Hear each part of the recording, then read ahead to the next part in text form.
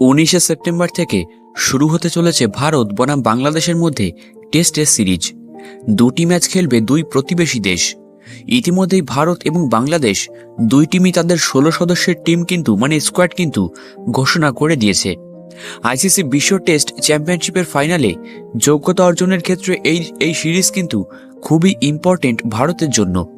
একই সঙ্গে ভারতীয় টিমের কোচ হিসেবে প্রথম টেস্ট সিরিজ গৌতম গম্ভীরের।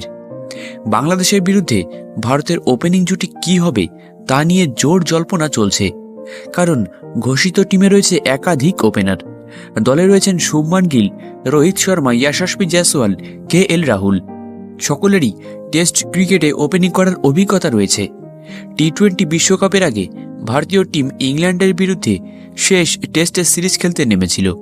সেখানে ভারতীয় টিমের হয়ে রোহিতের সঙ্গে ওপেনিং করেছিল যশস্বী। সিরিজে জোড়া সেঞ্চুরিও করেছিলেন তিনি। যদিও তারপর IPL এবং আন্তর্জাতিক ক্রিকেটে খুব একটা চেনা ছন্দে দেখা যায়নি তাকে। রোহিতের জায়গা ওপেনিংয়ে পাকা।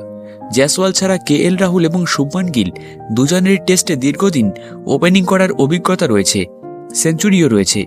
তবে এখনও পর্যন্ত যশস্বীর সম্ভাবনাই বেশি রোহিতের সঙ্গে ইনিংসে শুরু করার।